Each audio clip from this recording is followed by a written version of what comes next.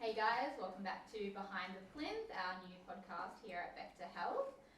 Today we have Jordan Moffitt, exercise scientist, and Leighton Milburn, physiotherapist, on podcast today.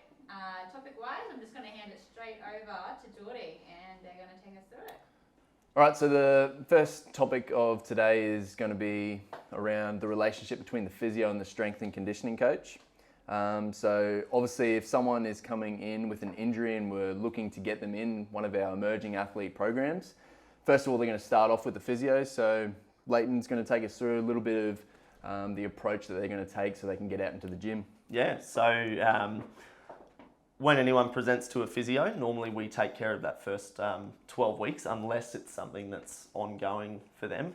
From a sports-specific point of view, it's really that first 12 weeks that we focus on. If we can get them back to the sporting field in 12 weeks, then Bob's your uncle. But yeah, if we need to extend it to, that 6-12 months, particularly for your ACL recos and your shoulder reconstructions, that sort of thing, that's when we sort of collaborate a little bit more. But in that first 12 weeks, a lot of it's largely focused on goal setting with the patient, what they want to achieve out of it, what they want to return to, whether that's an athlete or just someone who generally wants to return to normal activity in their day-to-day life. So we'll, we get a little bit of a picture about them as a person and what their goals are. If surgery is something that's indicated, or if, their injury is severe enough so that they need surgery, normally we'll focus on a little bit of prehab to get them ready for that surgery and get them, ahead of schedule in terms of where they're at strength-wise and function-wise before they head under the knife.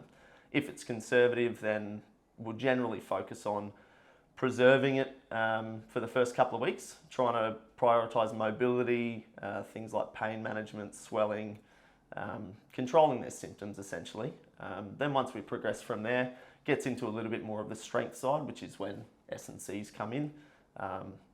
There's a lot of things that we can do, between each other as well. We as physios can still focus on the strength side as well, but I mean, we do have the luxury of having guys like Geordie and Beck and Glenn in our clinic that do tailor their programming to people specifically and can give a little bit more from the strength side. So for that first 12 weeks, we're definitely a pivotal role for the rehab side of things, but once we get into the strength side, that's when we start to work together a little bit more. So that's the roles from the physio point of view.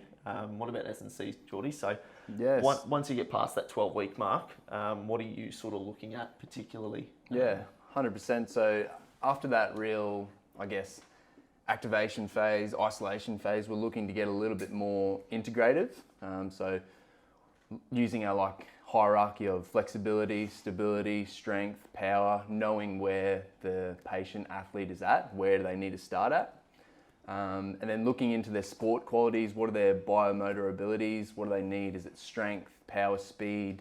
Do they need balance, agility? Is it flexibility, endurance, coordination, all those sorts of things?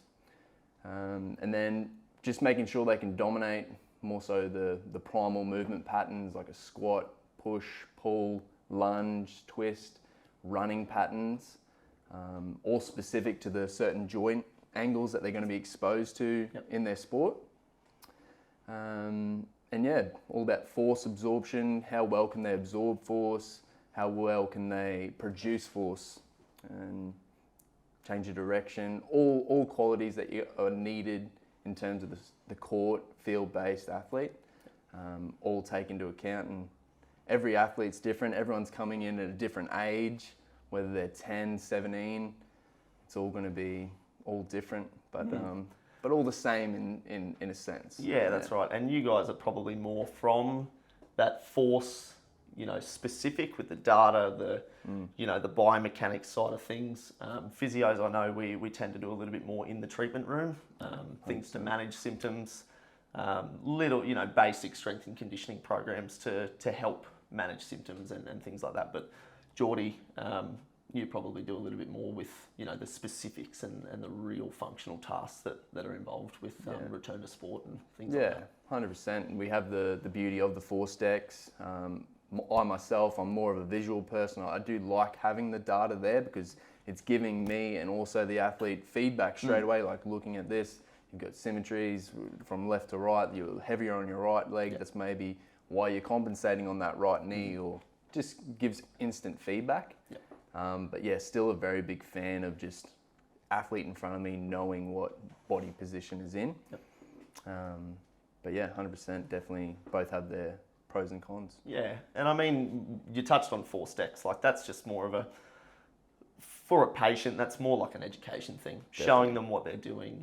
You can take a video of what they're doing while they're doing it, basically just to give them visual feedback on what's going on to help them understand their impairments or their deficits a little bit better. And then people like yourself would tailor the program towards improving that. So definitely 100%. Awesome. Alrighty, moving on to our next topic, more so around our junior athletic development. You were actually in junior athletic development when you were younger here at Vector Health. Yeah, so I've got a little bit of first-hand experience with that sort of thing. Did a lot of work with Glenn going through school. I myself have been riddled with injuries, so yeah, I do have a little bit of... What age did you join that athletic program? I was 13 when I joined. Went right the way through school. I think I spent about 2 years doing the most boring programs that Glenn could find. Were those boring, like this is where I'm sort of at, like looking at that in terms with some of the kids where they're like, I don't want to do this, I don't want to do that. But when we're talking about, we're wanting you to nail the exercise, but we also want them, you know, because some of them are 10, some of them 11, 12, and it's like they're still in that playful phase, so we still want them to play. How did they mix that up for you, or can you remember what was sort of the basics that you were doing? I remember going through, particularly when I had stress fractures in both of my shins. I did 90% mobility in my programs, and that went on for 12 months basically. So very, very boring stuff. But if I'm being honest, that was probably the best thing for me, because I, as a junior with sport, was terrible for overdoing it. Just wanted to play every sport, wanted to do everything that I could. And Glenn was the first person that came up and said, hey, no, we're not going to do that. So I think more from an education point of view, it's, you know, the junior athletic development, even just the programs is... And just being around other athletes too. Right. And being around a lot of older athletes as well. I was fortunate enough when I was here, few really high level athletes sort of in their early adulthood ages. And it's always good to see when you're a young kid too, just like something that you aspire to, of like, oh man, I want to be lifting weights like that when I'm older. Exactly. And I more from an education point of view, that's probably what I got the most out of it.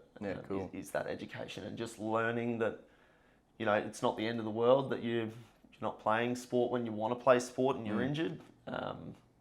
So just that having that knowledge of what you can and can't do and why you should or shouldn't do something probably benefited me a lot. So a lot of junior athletes coming through, I think you'll probably agree, they just 100%. They just don't know. So and that's the importance of educating people. Yeah, definitely 100%.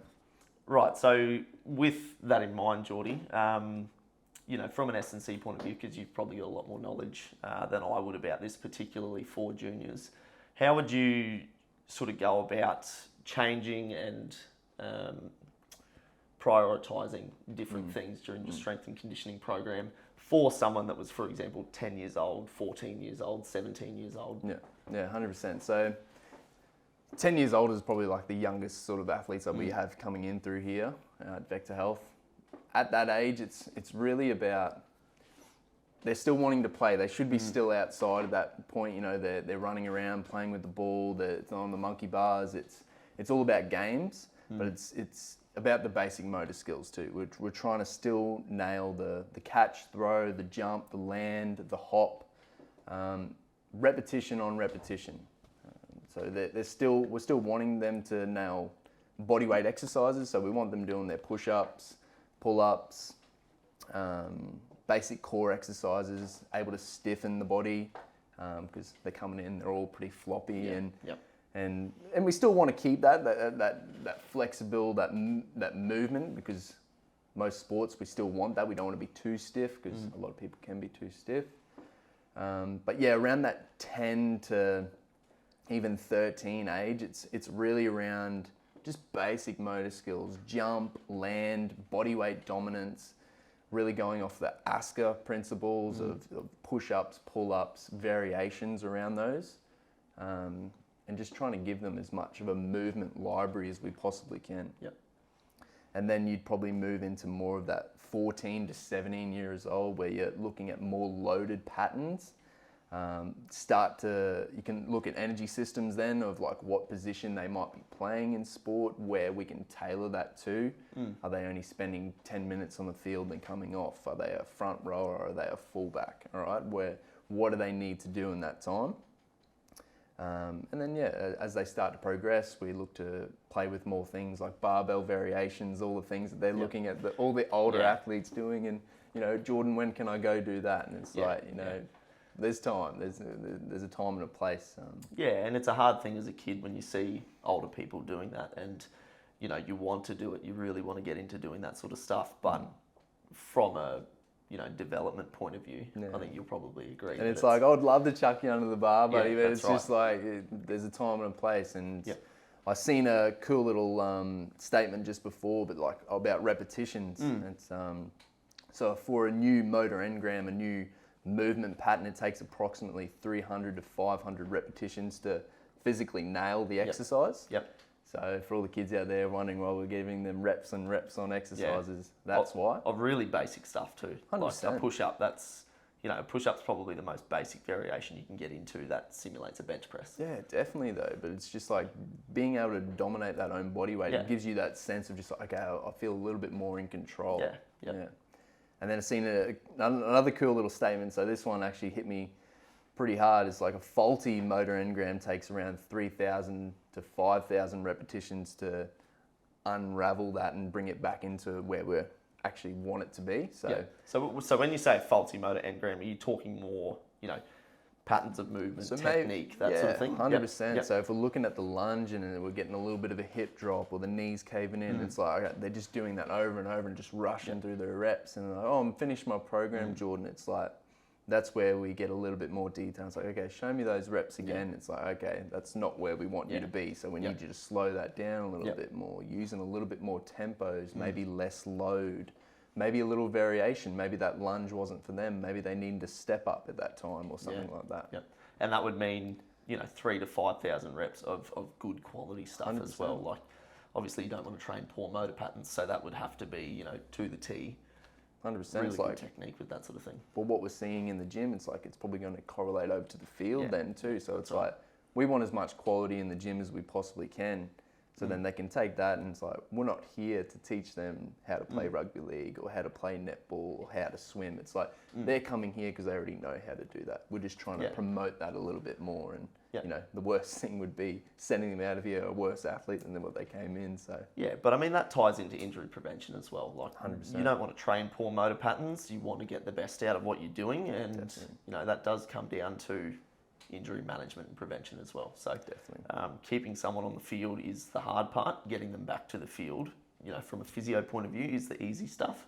It's keeping them there that is really the struggle, and that's where people like you come in and try to prevent things from happening. That's the beauty of our practice too. It's like, okay, someone is like a really good mover, but they have they may have had a little niggling injury or something like that. Sweet, I'm able to send him to Leighton, go have a chat, see what he can do. And then come back out and get back into your program again. It's like it's the beauty of the practice. It's like we don't have to do everything ourselves. We've got the ability to, okay, I need you to go see this person. Yeah, it's that's like right. Collabing, and it's the beauty of it. Yeah, exactly. Multidisciplinary team. That's the good thing about why we're here. 100%. 100%. So with injury prevention in mind, like we did touch on, faulty motor patterns and good motor patterns and leading to injury prevention, but I think another really important one is, and we talk about it all the time, is recovery and management of symptoms, things like that. So in terms of, junior athletes and athletes or general populations, in general, what is sort of your biggest 3 points for recovery and encouraging that, ongoing recovery of symptoms? Yeah, so biggest three for myself, and then what I'm trying to get through to clients and younger athletes and so forth is, number one for me would be sleep. Yep. It's just a no-brainer. Yeah, 100%. That's my number one too. Yeah. It just seems so, it's free. It's free. It's free recovery. It's got the psychological. It's got the physical aspect. And who doesn't love sleep? Right. You just have to feel the body to be like, okay, I'm running on low sleep. How the mental capacity, how well my tissues feel, opposed to when you get the 8 hours sleep. It's like it's totally different. But then we can talk about complications of sleep. Routine going into sleep. Phones, screens, that exposure to light, release of cortisol, releasing stress hormones, not being able to get in that rest and digest state, which I think is a very big one for, not only kids, but then, adults these days too. It's like we're all exposed to these things. Yeah, I did actually read a pretty good study the other day regarding sleep, and even just when you work out during the day. There's a lot of evidence out there regarding, heightened adrenaline levels when you're training at night. That can be impacted by caffeine, everything throughout the day.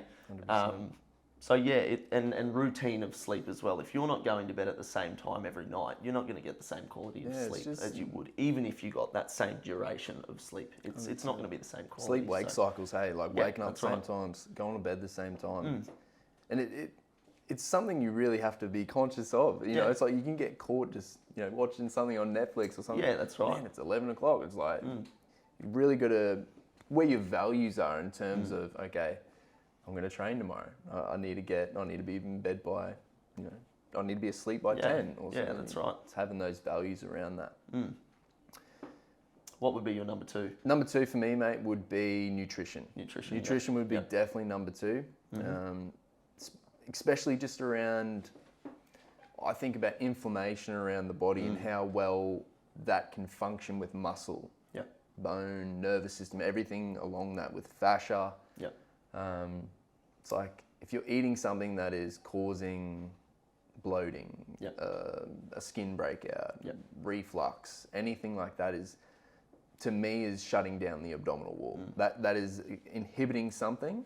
And there's something going on there. So for me, nutrition, eating whole foods, getting the right ratio between your protein, fat, and carbohydrates. When you talk to people about that inflammatory phase of recovery and nutrition, do you often go into, your anti-inflammatory foods, your omega-3s, your inflammatory foods, and how that does impact recovery, that sort of thing? Definitely do touch on it, but then I like to try and simplify it a little bit. I like to look at it as a hot and cold sort of aspect, where it's like, where you look at inflammation, you look at itis, osis, all those sorts of things. It's heat. And what's creating that heat? It's like, I look at the belly as like a furnace, like a fire. It's like, how much fire is in there?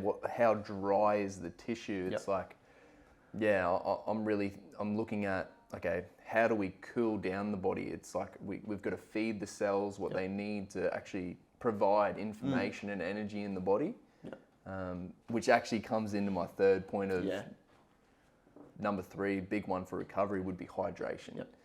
Getting your water in, it's like, that's another no-brainer. It's like coming back to that cold aspect. If you've got a hot inflamed system, it makes more sense to dilute it with a little bit of fluids. So, which again comes into even electrolytes as well. Definitely. Hydration, water is one thing, but minerals is another. Exactly. 100%. Minerals is a completely different can of worms, and you need that for things like cramping, Looking at minerals, man, is like the key to the door. It's unlocking, allowing actually hydration to happen. Yeah, and you'd be surprised, all of those electrolytic salts are pivotal for muscle contraction and relaxation. So when you get things like a cramp, generally it's because of imbalances in your electrolytes, and not just because you might be dehydrated, but because you're dehydrated in salts. So even salt in diet, that ties back to nutrition.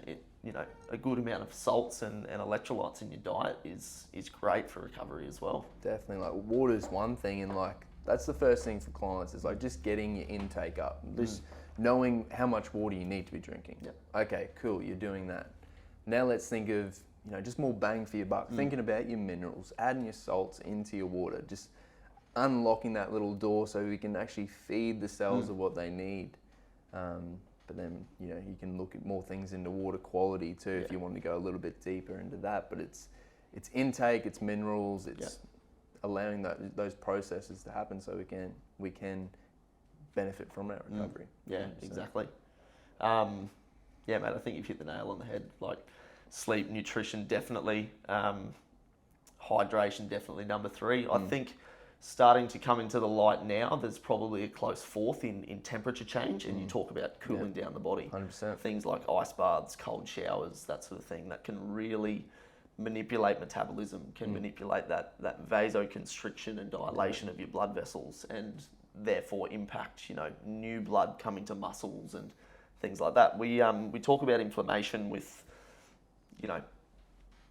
just around the body, with injury, with anything, muscles, with anything. That's also a big factor in delayed onset soreness. So you might find people, getting really sore from doing a gym session, and they're wondering why, and they're saying, oh, the muscle's damaged. It's actually not. It's largely because of pressure.